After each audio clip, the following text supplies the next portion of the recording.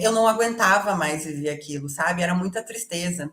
E o mais engraçado é que ninguém sabia do sofrimento que eu passava.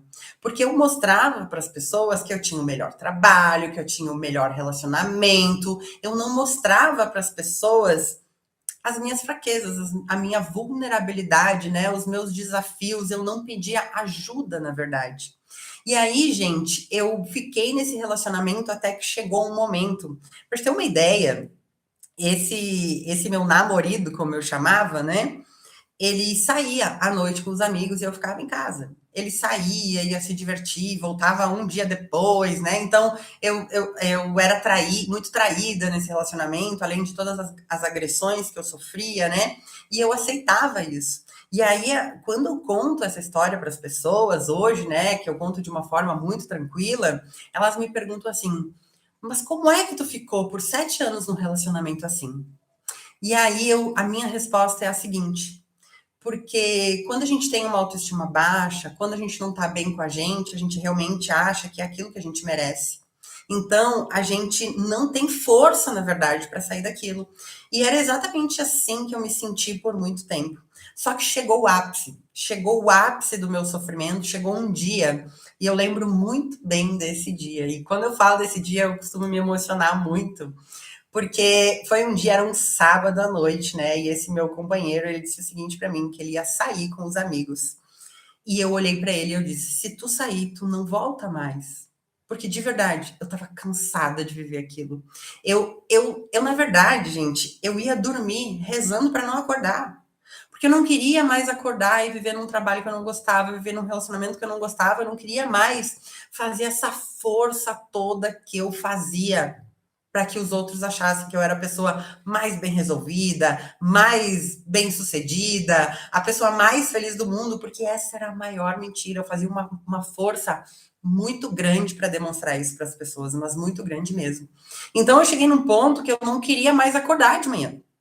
E quanto mais eu me sentia assim, mais a Nath ia comendo, né? Mais eu ia comendo. E aí, gente, nesse sábado à noite, então, foi o momento que eu decidi que eu ia mudar. E quando ele me falou isso, eu disse: se tu sair, tu não volta mais. E eu lembro exatamente dessa cena, que ele riu da minha cara e ele atirou a chave em cima do sofá. E óbvio que ele fez isso, né? Porque quantas vezes eu já tinha falado aquilo e nunca tinha tomado uma atitude. Então, ele não confiava em absolutamente nada que eu falava. Ele achava que eu jamais conseguiria tomar aquela atitude.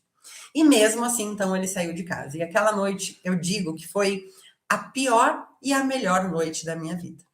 A pior porque realmente foi um sofrimento muito grande. Eu chorei tudo que eu podia chorar. Eu comi tudo que eu podia comer. Eu só não comia as paredes de casa porque eu não conseguia. E eu só pensava: meu Deus, eu não consigo sair disso. E na verdade, já que eu falei em Deus, eu era uma pessoa totalmente descrente, porque eu vivia um tanto sofrimento que eu pensava assim: ó, não é possível, não é possível que esse Deus exista, porque não é possível eu sofrer dessa maneira. Então eu não acreditava em nada, eu não tinha fé em nada, nada mesmo, te digo aqui de coração. E aí naquela noite eu fui até a sacada do meu apartamento. E, gente, de verdade, naquele momento eu tinha decidido acabar ali mesmo com aquele sofrimento todo, porque eu não aguentava mais. Eu digo que eu estava tão no fundo do poço que não tinha mais como cavar para baixo, né? Ou eu subia ou ali eu ficava e nunca mais saía dali. E aí, gente, eu fui até o parapeito da sacada, assim, coloquei as mãos e olhei para baixo. E a minha vontade realmente era de me atirar para baixo, de verdade. E vou te dizer mais uma coisa: isso não era covardia. Não, não era covardia. Muito pelo contrário. Era uma atitude que eu ia ter de muita coragem, porque eu realmente não conseguia enxergar possibilidades de viver ainda aquele sofrimento. Mas, naquele momento que eu olhei para baixo, ao mesmo tempo eu olhei para cima. E era uma noite bem com o céu bem fechado, não tinha uma estrela no céu. E quando eu olhei para cima, né, e aquele meu olhar para cima, ele realmente foi um olhar de pedido de socorro. Uma luz, gente, uma luz brilhou no céu. E olha, sempre que eu falo nessa luz, eu me arrepio todinha, assim, ó. Porque, gente, essa luz, essa luz. essa luz, ela me fez ressurgir tipo fênix, sabe?